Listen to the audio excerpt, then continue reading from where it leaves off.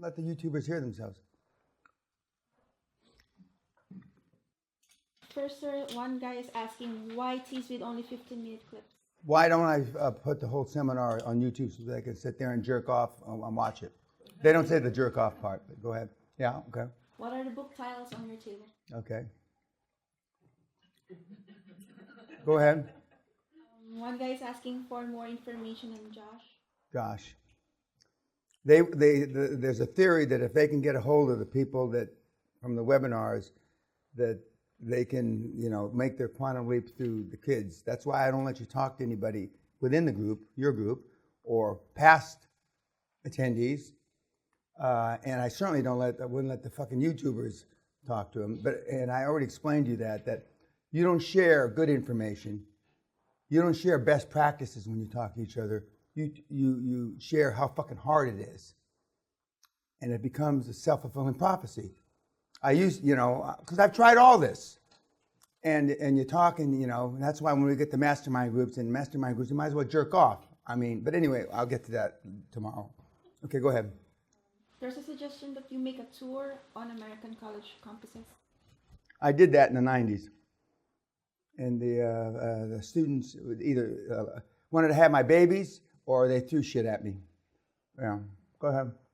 There are two people who are challenging you and they think that they can do better at 40 years old. At 40? By 40 years old. Okay. Yeah, okay.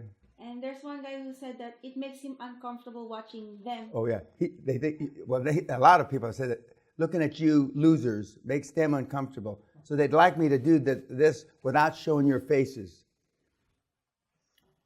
Oh, now that's a common theme. That's not just today. Then can you show them the finger? Go ahead. Master, why are you so mean? Why am I so mean? I'm so mean because it works. Like Woody Hayes and Bear Bryant and all the great coaches, these are American football coaches, and had one thing in common. They were mean. The only guy that wasn't tough like that was a guy named John Wooden, who was arguably the greatest coach of all time for anything, and he won 11 out of 13 years in national basketball, college basketball championship, which I had the privilege of knowing John. And I was on the dais with him many years ago, and he was sitting here, and this guy was sitting here, and he says, "Isn't that Coach Wooden?" And I said, "Yeah." And I said, "He won 10 out of 11 or something like that." And so then I feel this little, and it's Coach Wooden pulling my arm. I said, "Yes, Coach." He says, "No, Dan." He says, "I won 11 to 13, or I forget. I got it wrong." So then I went back to the guy, and they passed it down, telling everybody. And when I was on the dais, I'm screaming and yelling, and like I do. But he was on the dais first, and you can't hear him. And all 3 or 3,500 people in the audience, I trying to hear, but he never raised his voice. So he's the only guy I know that was a world-class anything that never raised his voice. Now, since he was probably the greatest coach that ever lived of anything, all of us are wrong, and he's right, you could say.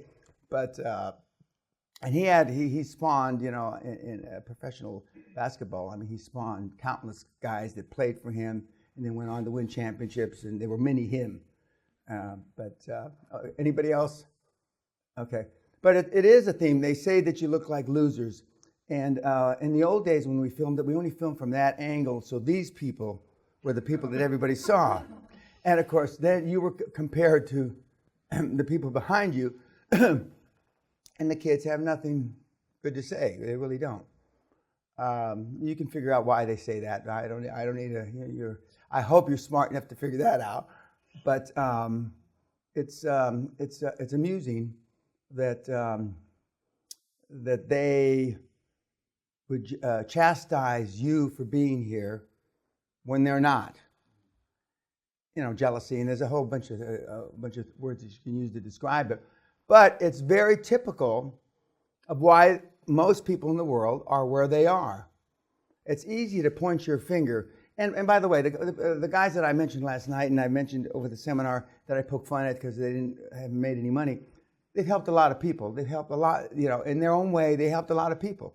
Because not everybody wants this beaten. That's why I have so few followers on Twitter. I don't know, I got about 35,000 on Facebook. I don't know if that's a lot or a little, but anyway, because they, by definition, they know they don't want this.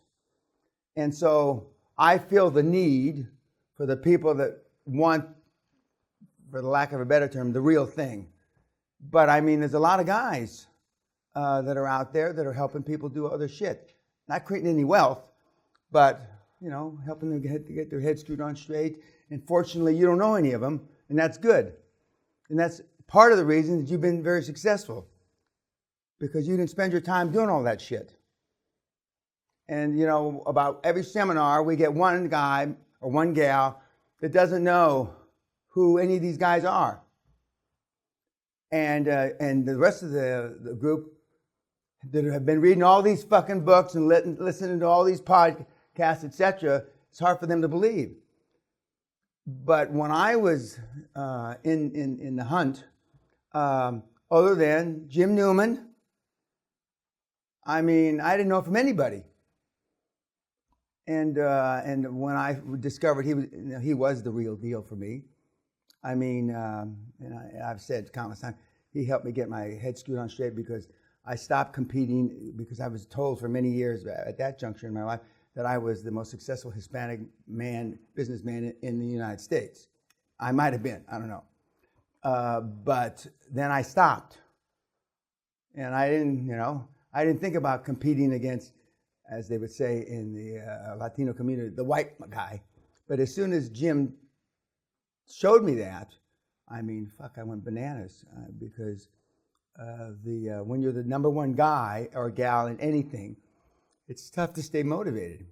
And and when I was on the front page of the LA Times, that article right over there, that won a Pulitzer Prize, and they said that was back in '83, I think, and they said I had $50 million,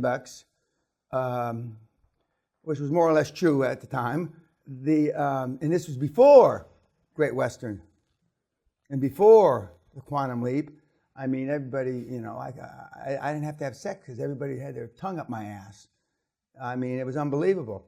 And nobody can put their tongue up your ass like a Chicano. And Chicano's a bad word now. You know, Chicano is slang now, not as Latino. But as soon as Jim Newman straightened me out, I mean, I went fucking bananas. Just like, hopefully, you're given the tools here, and you can go crazy now. I mean, and again, I've said it several times, whether you use the tools is a different story. And but it's I enjoy hearing the YouTubers, and then there's conversations in between them. You stupid cunt, this and that, and why don't you get off your dead ass? And they go back and forth, and instead of implementing the shit, because it's all free on my side, kids. It's all free. Okay, YouTubers, bye-bye now.